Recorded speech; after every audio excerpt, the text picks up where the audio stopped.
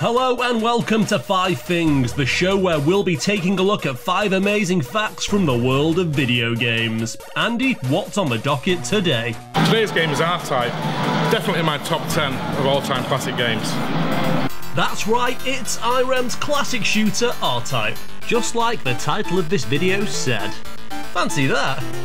So without further ado, let's dig right in. Number 1. Although designed by Irem, R-Type was actually distributed in America by Nintendo. However, even though Nintendo brought R-Type to American arcades, the game itself was never actually released on its market-leading NES console. Instead, the 8-bit home port went to Nintendo's arch-rival Sega on its Master System console, most likely due to its superior graphical capabilities.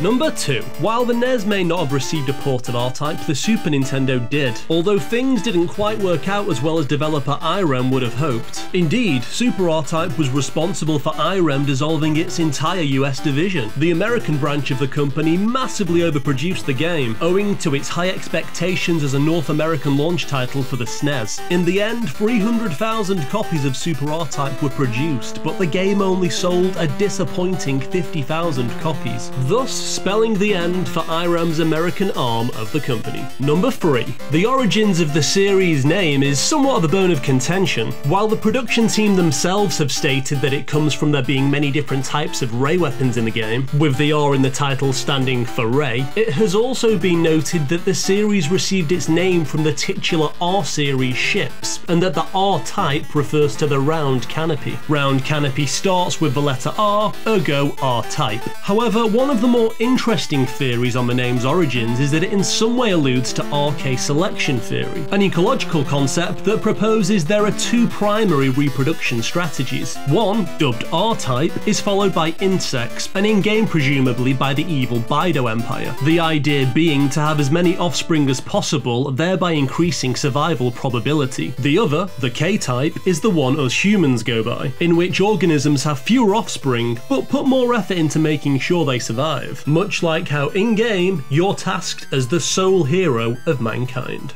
Number 4. R-Type developer Irem is well known for playing April Fool's jokes, and in the years 2000 and 2003, the company's annual April hijinks were very much an R-Type flavoured affair. In 2000, the company offered consumers R-Type themed Force sweets, listing Force itself as a chief ingredient. Furthermore, when placing an order, the customer was asked to select their gender as being male, female, or Bido, in a nod to the series' antagonists. Going even one better in 2003, the company then offered for sale real-life versions of the R9 Arrowhead spaceship, complete with a detailed prospectus highlighting the ship's specifications.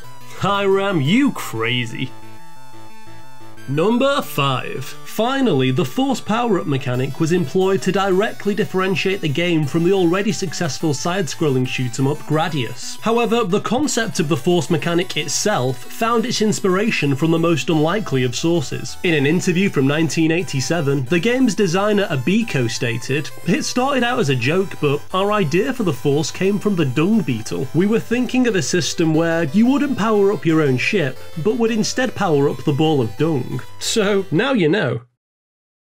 Thank you ever so much for tuning in, and if you liked this video, please consider subscribing to the channel. You can follow Arcade Club on Twitter and Facebook, and should you want to play R-Type itself in all its original glory, then why not head over to Arcade Club itself, home to Europe's largest collection of original arcade cabinets. Until next time.